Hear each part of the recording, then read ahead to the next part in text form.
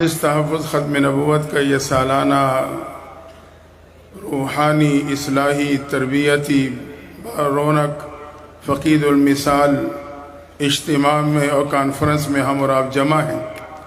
دعا ہے اللہ تعالی ہم سب کی اس حاضری کو پیغمبر صلی اللہ علیہ وسلم کی شفاعت کا ذریعہ بنا دے۔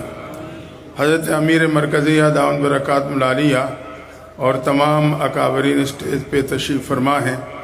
اللہ تعالیٰ ان تمام حضرات کے علم و عمل میں ہمت، استقامت اور زندگی میں اور برکت نصیب فرمائیں۔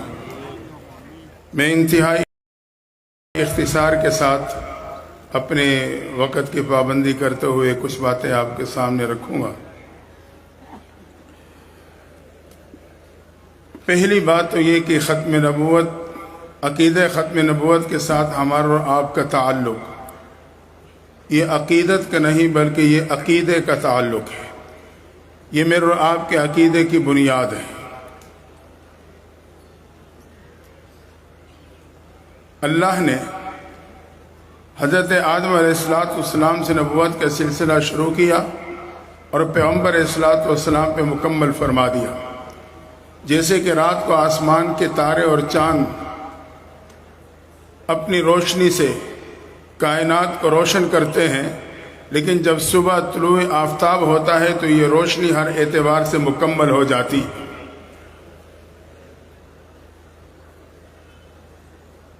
آپ پہ اللہ نے نبوت کا اختتام فرما دیا ہے۔ دوسری بات یہ کہ ختم نبوت کے لیے صرف ایک کامل نہیں بلکہ اکمل ذات کی ضرورت تھی۔ اللہ نے ہر نبی کو شان عطا فرمائی، لیکن میرے اور آپ کے محبوب پیغمبر کا اللہ نے تمام عظمت اور تمام شانوں کا مجموعہ بنا دیا تھا۔ آدم علیہ السلام، اللہ نے آپ کو جنت کا ایک پتھر دیا، حجر ابیض، جو آج حجر اسود کہلاتا ہے، لیکن میرے اور آپ کے محبوب پیغمبر کی شان یہ ہے کہ اللہ نے جنت کا پتھر نہیں بلکہ روضۃ من ریاض الجنہ، پورے جنت کا ایک ٹکڑا آپ کو عطا کر ڈالا۔ آدم علیہ السلام کے موقع پہ اللہ نے حکم دیا اسجدوا لآدم، آدم کو سجدہ کرو، لیکن محبوب پیغمبر کی واری آئی، رب فرماتا ہے ان اللہ و ملائکتہ یصلون علی النبی، اللہ تعالیٰ خود اس عمل میں شامل ہو جاتے ہیں۔ یہ شان ہے میرے اور آپ کے نبی آخر الزمان خاتم النبیین صلی اللہ علیہ وسلم۔ ابراہیم علیہ السلام، اللہ نے مقام ابراہیم دیا واتخذوا من مقام ابراہیم مصلی، لیکن جب میرے اور آپ کے محبوب پیغمبر کا مقام آتا ہے، رب فرماتا ہے عسیٰ ان یبعثک ربک مقاما محمودا، میں آپ کو مقام محمود عطا کر دوں گا جو شفاعت کبریٰ کا مقام ہے۔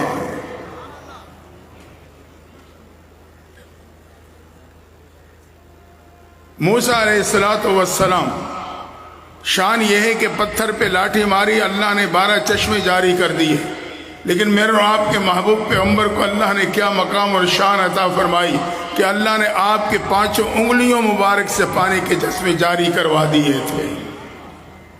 موسیٰ علیہ السلام کی قوم بنی اسرائیل بحر کلزم میں 12 خشک راستے اللہ نے بنائے، بحر کلزم پار کر گئی، لیکن میرے اور آپ کے محبوب پیغمبر کی امت کو اللہ نے یہ مقام عطا کیا، وہ دریائے دجلہ پہ اپنے گھوڑوں کو دوڑاتے ہوئے دریائے دجلہ کو پار کر گئے۔ عیسیٰ علیہ السلام کی شان یہ تھی، مردے کو کہتے کم بإذن اللہ کے حکم سے کھڑا ہو جا، وہ زبان جو موت کے پردے کی وجہ سے خاموش ہو چکی تھی دوبارہ گفتگو کرنے لگتی، یقیناً کمال تھا، لیکن میرے اور آپ کے محبوب پیغمبر کو اللہ نے یہ شان اور یہ کمال عطا فرمایا۔ وہ ابو جہل مٹھی میں کنکریاں لے کے آتا ہے، بھتیجے بتا مٹھی میں کیا ہے، ایمان لے آؤں گا، کہا وہ بتائے میں کون یا وہ بتائے کہ میں کون ہوں۔ ابو جہل نے کہا اگر وہ بول پڑے پھر تو بہت ہی بڑی بات، آپ نے نبوت کی انگلی کا اشارہ کیا، ابو جہل کی مٹھی میں موجود کنکریاں جس میں زبان کا بھی تصور نہیں، اس سے آواز آتی ہے اشہد ان لا الہ الا اللہ واشہد ان محمدا عبدہ ورسولہ۔ اللہ نے ہر نبی کو شان دی ہے، لیکن میرے اور آپ کے محبوب پیغمبر کو اللہ نے تمام شانیں عطا کر دی، اور رب کا احسان کہ وہ محبوب اللہ نے مجھے اور آپ کو عطا کر دیا ہے۔ آج اس بات پہ محنت ہو رہی ہے، باطل قوت یہی محنت کر رہا ہے، ہم اور آپ ایسے شان والے نبی کا دامن اللہ نہ کرے میرے اور آپ کے دامن ہاتھوں سے چھوٹ جائے۔ ہمارے مرشد حضرت مولانا مفتی فرید صاحب رحمۃ اللہ تعالی علیہ دارالعلوم حقانی اکوڑا ہٹک کے شیخ الحدیث تھے، اللہ ان کی قبروں پہ کروڑا رحمت نازل فرمائے۔ ایک موقع پہ فرمانے لگے، کیا ہمیں کسی پاگل کتے نے کاٹا ہے یا کسی پیر کی بد دعا لگی ہے؟ ہم ایسے شان والے عظیم مرتبت گوئے کہ پیغمبر کی ذات کو نعوذ باللہ چھوڑ کے اس کانے دجال اور مرعون کے دامن سے جڑ جائیں، یقیناً یہ کسی پاگل کتے نے کاٹا ہوگا، دماغ خراب ہوا، اللہ کی لعنت کا مستحق ٹھہرا اور اس سے محبوب کا دامن چھوٹا۔ شکر ادا کریں اس بات پہ، رب کا احسان و کرم ہے کہ اللہ نے ہمیں اور آپ کو اپنے محبوب کا دامن تھامنے کی توفیق عطا فرمائی ہے۔ اللہ جزائے خیر دے ہمارے عالم مسجد تحفظ ختم نبوت کو، جو شب و روز ایک کر کے یہی محنت کرتے ہوئے میرے اور میرے نسلوں کے ایمان کی حفاظت کر رہے ہیں۔ ہاں یہ حقیقت ہے، تو آئیں اس نسبت کی لاج رکھیں۔ اللہ نے مجھے اور آپ کے ایسے محبوب کی نسبت دی، ہم اور آپ اس نسبت کی لاج رکھیں۔ میں علماء سے نہیں آپ سے بات کر رہا ہوں، وہ تو اس بات کو بخوبی سمجھتے۔ اپنے محبوب پیغمبر کی نسبت کی لاج یہ ہے کہ مجھے اور آپ کو یقین حاصل ہو جائے، جو میرے محبوب نے فرمایا ہے یا جو میرے محبوب نے عمل کیا ہے وہی سچ، وہی حق ہے، اور میری عزت اور کامیابی اسی راستے میں ہے۔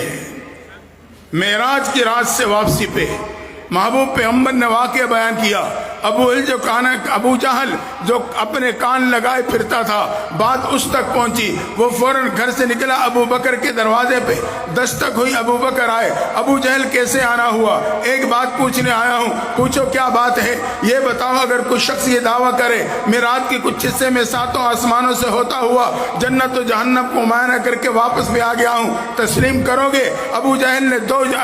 ابو بکر نے دو جملے ارشاد فرمائے۔ پہلا جملہ یہ تھا، بظاہر تو ناممکن ہے، یقیناً بظاہر ناممکن تھا، یہ اسباب کے محتاط معاملہ نہیں تھا۔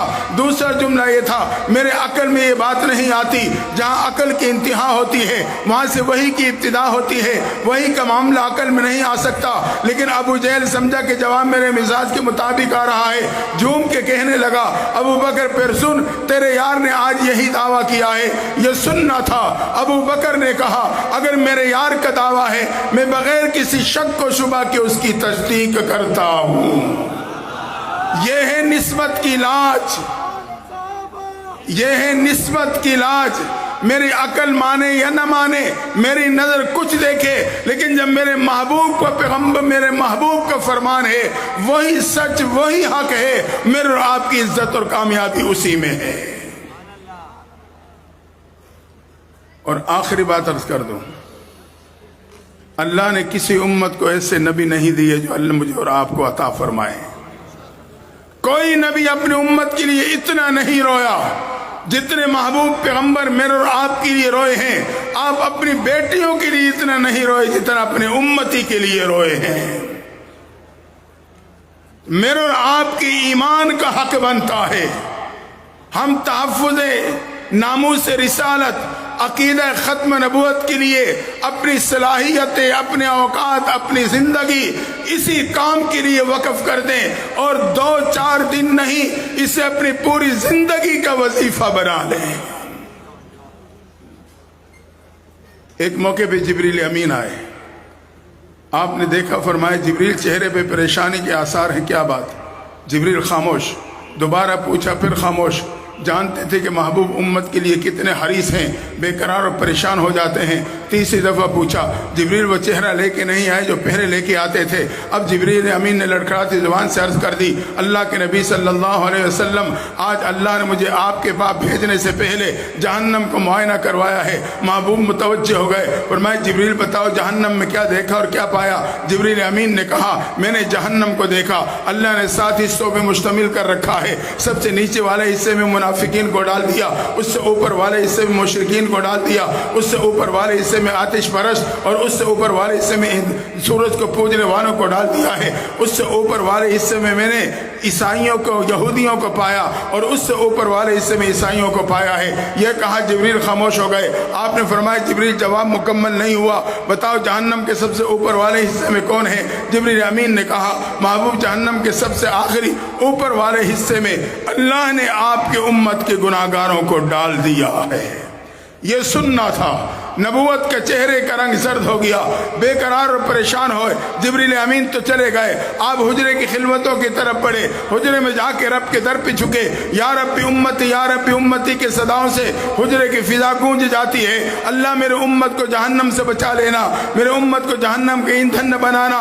محبوب محب کے در پہ میرے اور آپ کے لیے رو رہے ہیں۔ حتیٰ کہ نماز کا وقت ہوا، حجرے سے نکلے، مصلی پہ تشریف لائے، نماز پڑھائی، جلدی سے حجرے کی خلوتوں میں چلے گئے۔ صحابہ نزاکت کو سمجھ نہ سکے، سوچنے لگے پہلے نماز کے بعد تشریف رکھتے تھے، ہم آپ کے چہرے انور کا دیدار کیا کرتے تھے، آج کوئی اہم معاملہ ہوگا، نبوت جلدی میں ہوگی، اس لیے حجرے میں چلے گئے۔ آپ حجرے میں جا کے رب کے در پہ جھک کے میرے اور آپ کے لیے رونے لگے۔ حتیٰ کہ دوسری نماز کا وقت ہوا، مصلی پہ تشریف لائے، نماز پڑھائی، حجرے کی خلوتوں میں چلے گئے۔ اب صحابہ سوچنے میں مجبور، لگتا ہے نبوت بے قرار اور پریشان ہے۔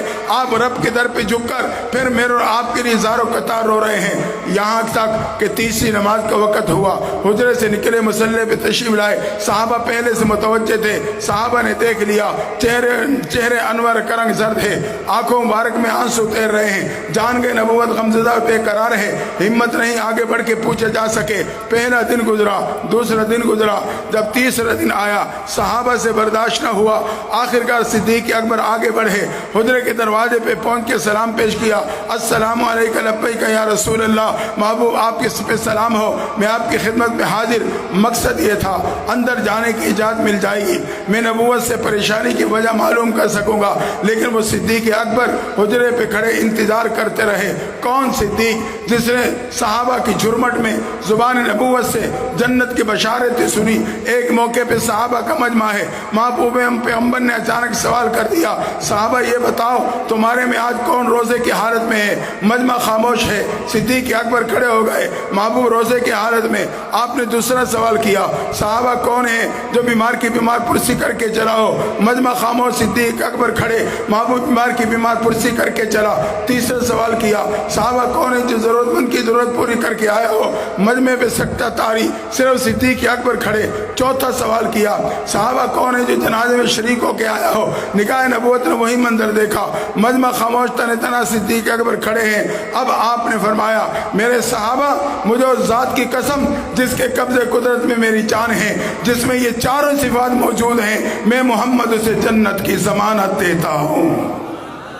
وہ صدیق اکبر حجرے کے دروازے پہ کھڑے انتظار کرتے کرتے واپس لوٹے۔ راستے میں عمر فاروق سے ملاقات ہو گئی۔ صدیق اکبر نے حوصلہ بڑھاتے ہوا کہا، عمر میں نے زبان نبوت سے سنا ہے تو جس راستے پہ چلتا ہے شیطان راستہ چھوڑ دیتا ہے، یہ بھی میں نے تیرے بارے میں سنا ہے۔ لو کان بعدی نبی لکان عمر، اگر میرے بعد کسی نبی نے آنا ہوتا، اللہ نے نبوت کی صلاحیتیں صرف عمر فاروق میں رکھی تھی۔ اور عمر تجھے یاد ہوگا محبوب جب معراج سے واپس آئے تجھے بلوایا تھا، بلا کے تجھے بتایا تھا، جنت میں تیرے مکان کی بشارت دی تھی۔ عمر جب میں جنت میں داخل ہوا، ایک عمارت نگاہوں میں حسین ٹھہری، دل چاہا اندر داخل ہو کے دیکھوں۔